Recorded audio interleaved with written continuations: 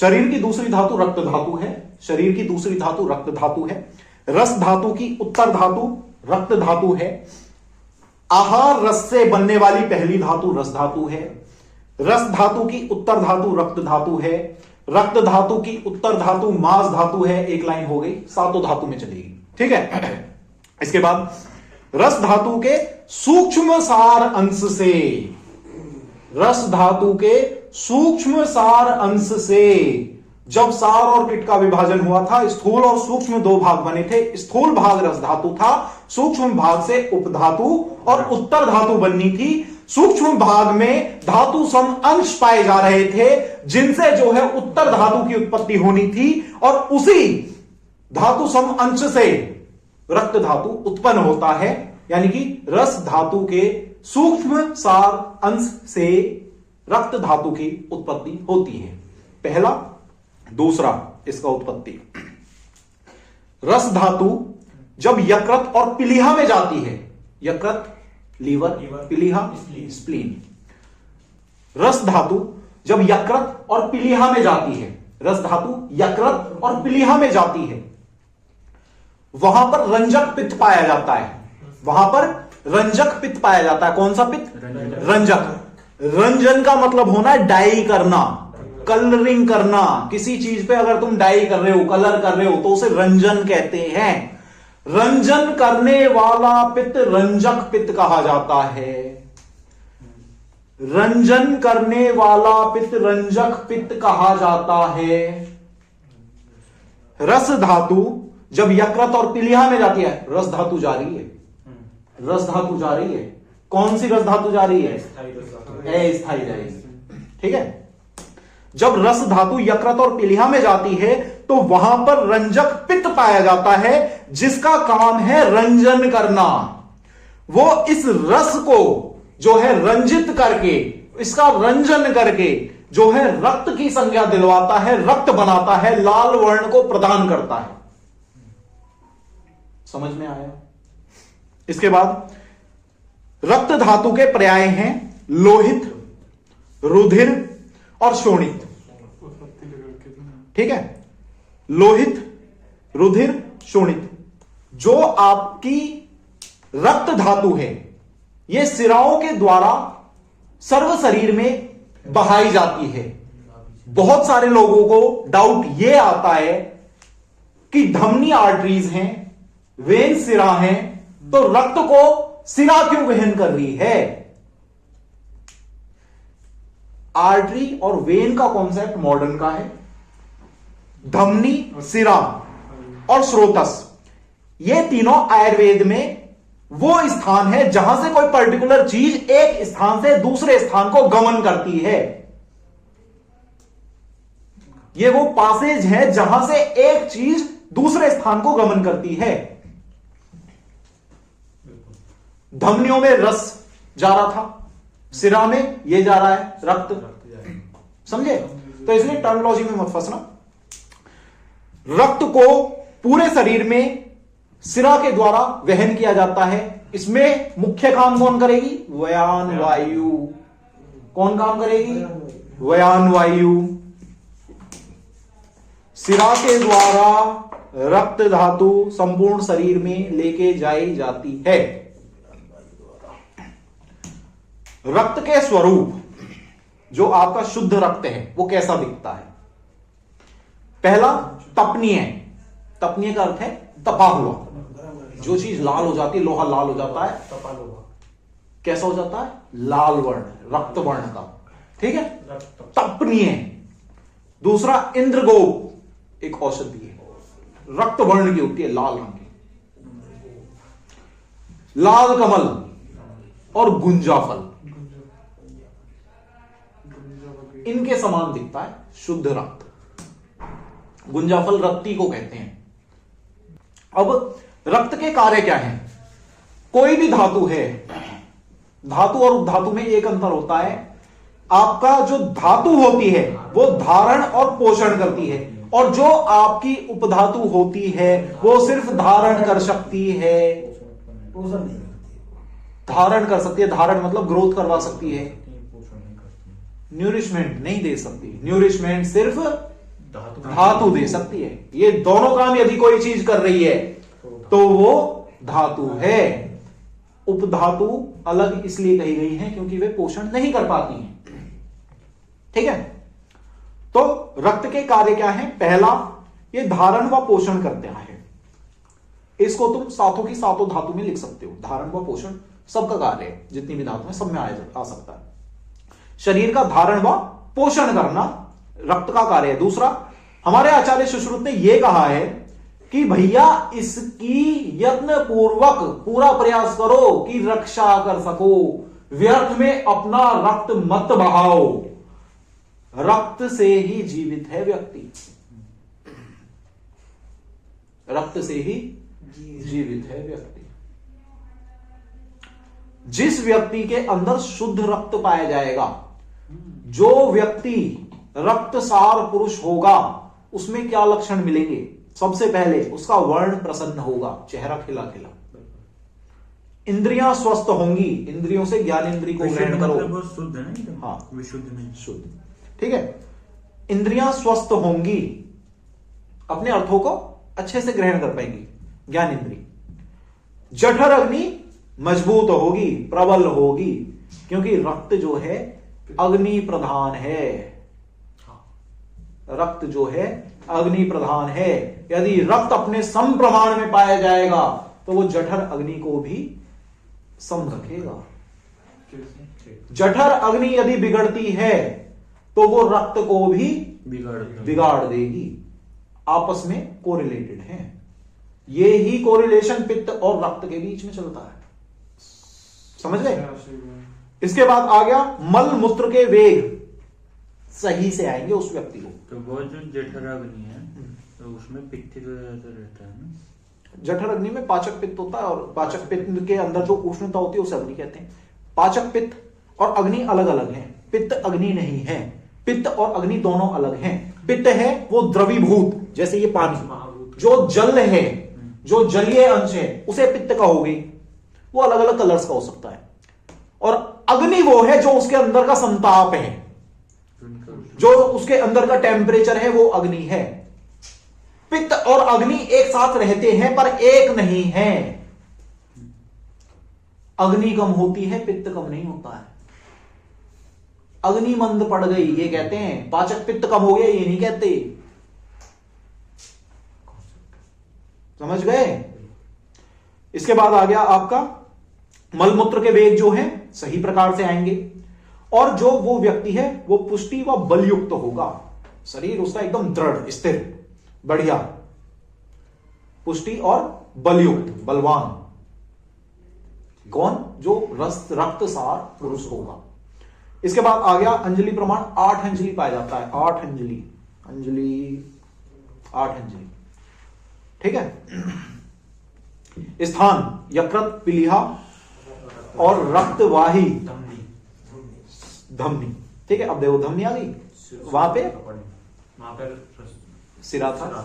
ठीक है, तो मतलब कि वही है एक स्रोतस, जिसके माध्यम से कोई चीज एक स्थान से दूसरे स्थान को गमन करे, उसको कहा गया है सिरा, धमनी, स्रोतस, तीनों लगभग एक से। ठीक है, बस इनका स्थान अलग है। ठीक है,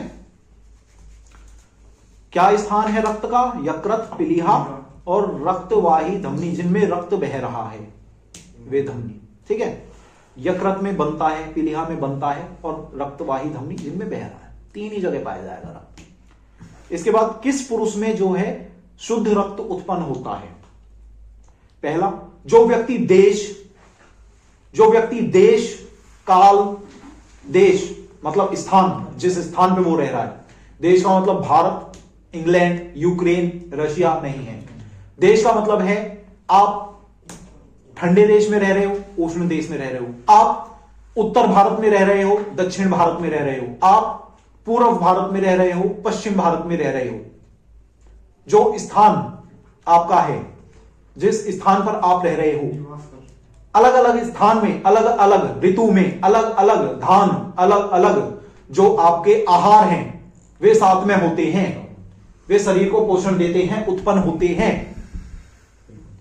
तो देश मतलब स्थान, जिस स्थान पर आप रह रहे हैं। ठीक है, जो व्यक्ति देश, काल, समय। काल मतलब सुबह का समय है, शाम का समय है, रात का समय है, सर्दियों का समय है, गर्मियों का समय है, बरसात का समय है, वसंत है, शिशिर है, हेमंत है, समय। रोग अवस्था है, स्वस्थ अवस्था है, समय। नित्य और अवस्थित।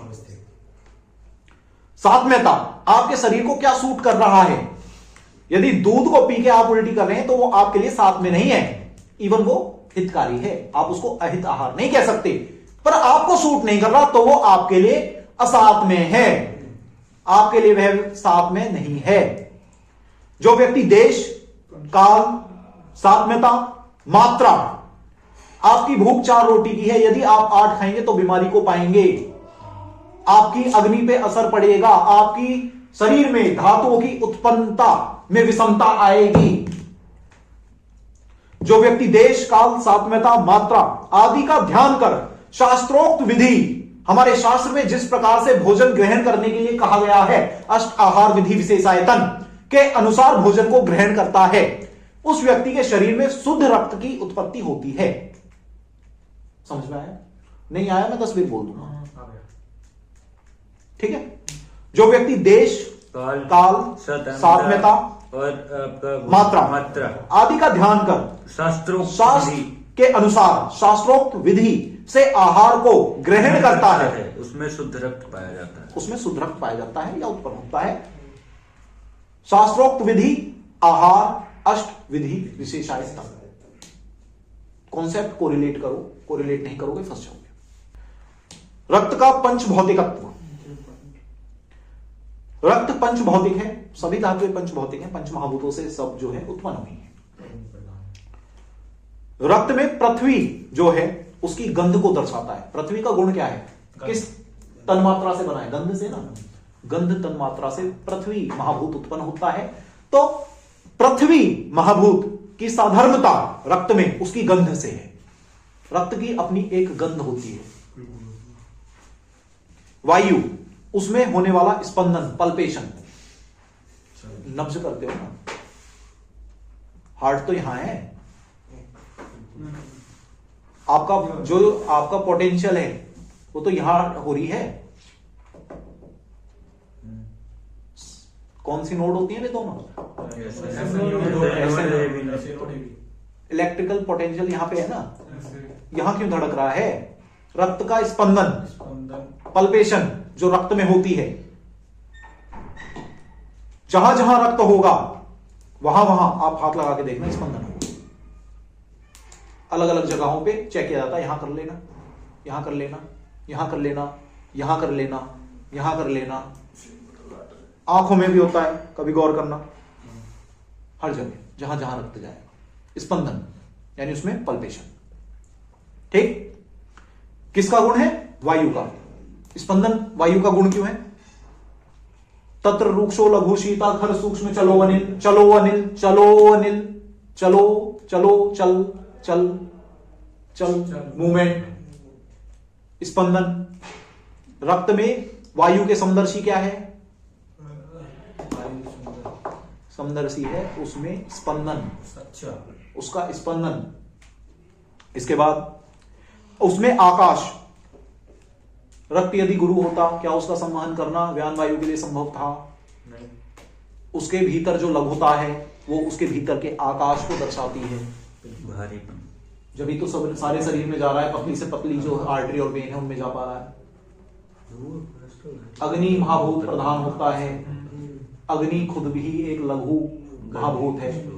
गुरु जो है पृथ्वी और जल है, और क्योंकि ये जो है अग्नि महाभूत प्रधान है तो उसके भीतर जो लघुत्व है वो आप कह सकते हो कि समदर्शी है, किसके, आकाश के।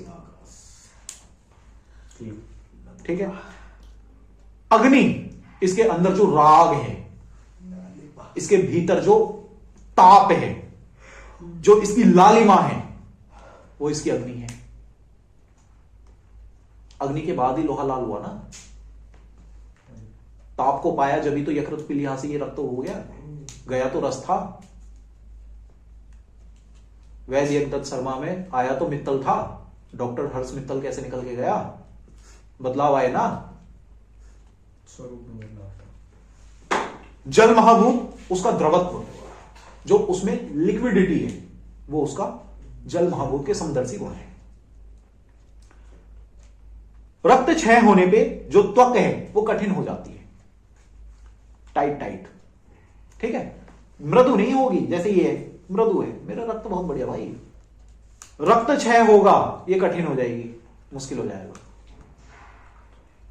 रक्त क्षय होगा ये मुश्किल हो जाएगा। त्वक में, खाल में कठिनता आ जाती है जिसके रक्त क्षय होता है। खाल फटी फटी लगती है, कठिन हो जाएगी तो फटेगी ना। जब कोई चीज कठिन होती है फटने लगती है ना। मलिन, गंदी सी लगेगी। मलिन का मतलब ये नहीं कीचड़ लग गई, मलिन का मतलब गंदी, देखने में अच्छी सफेद सफेद सी लगती है, अच्छी नहीं लगती है। अच्छी नहीं लगेगी देखने में। होठ पे देख लेना, होठ पे आ जाती है मीठ मीठ। क्या बात है, तेरे होठ। ठीक है, इसके बाद रुक्ष हो जाएगी, सूखी सूखी सी। ठीक, जिस व्यक्ति के अंदर रक्त क्षय होगा उसका मन करेगा वो खट्टी चीजें खाए। शरीर खुद से मांगता है, खट्टी चीजें खाने का मन करता है। तेरी खुशी मेरे को बता रही है, खट्टा खाने का मन कर रहा है। समझ गए क्यों? रक्त क्षय हो रहा होता है। एक और शरीर में उत्पन्न हो रहा है, उसे भी तो रक्त चाहिए। रक्त क्षय हो रहा है इसीलिए खट्टा खाने का मन कर रहा है। शीत पदार्थों की इच्छा, ठंडी चीजों की इच्छा करता है शरीर। ठंडी चीजों की इच्छा करता है कि मुझे ठंडी चीजें दो, क्योंकि अग्नि प्रधान होती है, अग्नि बड़ी हुई रहती है, शरीर का ताप बढ़ा रहता है, ठंडे का मन करता है। ठीक है। रक्त वृद्धि, आंख व अंग ये लाल हो जाते हैं, लालिमा आ जाती है, एकदम लाल चेहरा, आंखें लाल। जिसकी आंखें लाल रहती हैं उसमें रक्त ज्यादा, जरूरी नहीं गंजेड़ी हो, जरूरी नहीं सुल्फेडी हो, रक्त ज्यादा है तो थोड़ी पीली होती है। हाँ हाँ, ठीक है। सिराएं फूली फूली, अलग से ये सिराएं, ठीक है, सिराएं जो है फूली फूली से लगती हैं, सारी धातु कोरिलेट करती हैं। ठीक है भाई। इसी के साथ रक्त धातु संपन्नम